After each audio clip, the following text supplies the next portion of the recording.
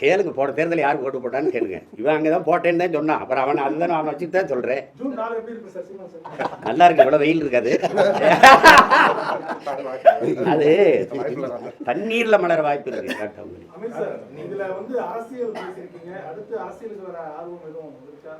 அவர் அரசியல் தான் இருக்காரு. அதை சொல்லிட்டார். நான் அவர் கூட தான் இருக்கேன். அரசியல் தான் இருக்காரு. தேர்தலில் நிற்கிறதா அரசியல்னு நீங்கள் நினைக்கக்கூடாது. மக்கள் பிரச்சனைக்கு யார் முதல்ல முன்னு நிற்கிறானோ, குரல் கொடுக்குறானோ, அதுவெல்லாம் அரசியல் தான். அரசியல்னால் என்னன்னு நினைக்க சொல்லுங்கள்.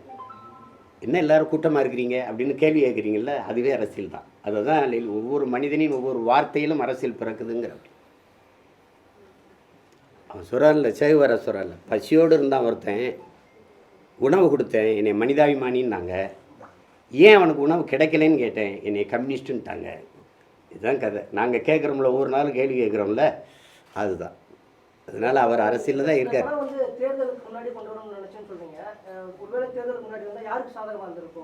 இல்லை, பொதுவாக மக்களுக்குள்ள ஒரு பெரிய விழிப்புணர்வை ஏற்படுத்தியிருக்கோம். அது பொதுவான பார்வை. நீங்கள் இந்த அதுக்கு தம்பி சினேகனுடைய ஒரு பாட்டே உங்களுக்கு போதும். நம்ம செய்கிறோம், எதனால் என்ன பொறுப்புணர்வோடு நம்ம வாக்கு செலுத்தணும் அப்படின்னு இருக்குல்ல, அதை உணர்த்தி இருக்கும். அதுக்கு சின்ன ஒரு அரசியல் விழிப்புணர்வை ஏற்படுத்தியிருக்கும்னு நான் உறுதியாக நம்பினேன். அதுக்காக 2 தம்பிகள்கிட்டையுமே நான் அழுத்தினேன், எப்படியாவது தேர்தலுக்கு முன்னாடி கொண்டு வர முடியுமா, பாருன்னு. சூழலாமே இல்லை. சரி, அதுக்கப்புறம் அந்த நேரத்தில் விட்டு திரையரங்குக்கு வராமல் எல்லாம் தேர்தல் கலவரத்தில் இருந்துருவாங்கன்னு தான் சரி மே 10 தேர்தல் முடிஞ்சு விடலாம். இந்த படத்துடைய ட்ரைலரில் பார்த்தீங்கன்னா தமிழக விடுதலை புலிகளுடைய தலைவர் பிரபாகரனுடைய ஃபோட்டோஸ் தான் வந்தது. அவருடைய ஃபோட்டோஸ் வரணுன்ட்டு நீங்களும் நிறைய போராடி இருக்கீங்க. அந்த ஒரு ட்ரைலர்லேயே அந்த ஒரு அவருடைய ஃபோட்டோ அதை நறுக்க முடியல. ஏன்னா முன்னாடி அண்ணா கூட எம்ஜிஆர் அவர்கள் இருக்கிறதும், அப்புறம் எம்ஜிஆர் அவர்கள் எங்கள் அண்ணா கூட இருக்கிறதையும் வார்த்தையாக சொல்லி ஒப்பிட்டு வந்துட்டதுனால தொட முடியல. அவங்களுக்கு புரியுதுன்னு நினைக்கிறேன். இல்லைன்னா தூக்கிடுவாங்க. ஒன்று எடுத்துட்டாங்க, சீருடையோடு இருந்த ஒன்றை எடுத்துட்டாங்க. இதை எடுக்க முடியல. ஏன்னா அவர் சீஃப் மினிஸ்டர் தமிழ்நாடு, எங்கள் அண்ணன் சீருடை இல்லாமல் அப்படி நிற்பார். அதனால் எடுக்க முடியல.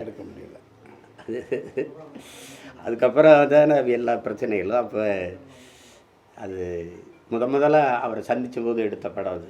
எம்ஜிஆர் அவர்களை சந்தித்த போது அது தூக்க முடியல. அதுக்கு திரையில் என்ன வரவேற்பு இருக்குதுன்னு நீங்கள் பார்ப்பீங்க. அந்த பதிவு வரும்போது எவ்வளவு ஆரவாரம் இருக்குதுன்னு தெரியும் உங்களுக்கு.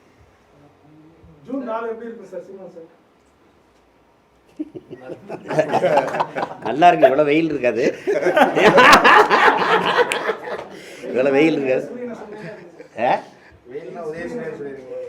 எதுக்கு அதுக்கெல்லாம் போறீங்க, அவ்வளோ தூரம்லாம் போறீங்க. காத்துருங்க, கொஞ்சம் பொறுத்துருங்க, காத்துருங்க. 2 நாளைக்கு முன்னாடி பிரஸ் மீட்ல அமீர் சார் சொல்லியிருந்தாங்க, எனக்கு ஓட்டு போட மாட்டாரு, ஆனா அந்த தவறு செஞ்சிருக்க மாட்டாரு, அவர் திமுகவுக்கு தான் ஓட்டு போடுவார்னு சொல்லி. அவனே தானே சொன்னான். கேளுங்க, போன தேர்தல் யாருக்கு ஓட்டு போட்டான்னு கேளுங்க. எங்கள் வீட்டில் எங்கள் அண்ணன் பசங்கள்லாம் எனக்கு போடுவாங்க. இவன் அங்கே தான் போட்டேன்னு தான் சொன்னான். அப்புறம் அவனை வச்சுட்டு தான் சொல்கிறேன். ஆனால் நீங்கள் சொல்கிற குற்றச்சாட்டு அவன் செய்யவே மாட்டான். எனக்கு தெரியும், தனிப்பட்ட முறையில் என் தம்பி எனக்கு தெரியும். அவன் இரையச்சம் கொண்டவன், உண்மையிலேயே நபிகள் வழியில் நடக்கிறவன். அதனால் அதை செய்யவே மாட்டான். மற்றவங்க செய்கிறதுக்கு நாம் எப்படி பொறுப்பேற்க முடியும்? அதை திரும்ப நான் உங்களுக்கு சொல்கிறேன். இப்போ என் தம்பி படம் தயாரிச்சிருக்கா, இந்த காசை எப்படா சம்பாரிச்சான்னு கேட்டுக்கிட்டு நாங்கள் படம் நடிக்கவோ இயக்கவோ முடியாது. ஒரு தயாரிப்பாளர் வாய்ப்பு கொடுக்குறாரு, வேலை செய்கிறோம், அவ்வளோதான். ஜூன் 4 வெயில் வராதுன்றீங்க, ஒருவேளை மழை பூ ஏதாவது மலர் அது தண்ணீரில் மலர வாய்ப்பு இருக்கு. தமிழர்கள் கண்ணீரில் மலர வாய்ப்பு கிடையாது. அது கூட இலை கூட துளிர்க்கும்னு சொன்னாலும் சொல்லுவீங்க போட்டிருக்கு. மாம்பழம் பழுக்கு.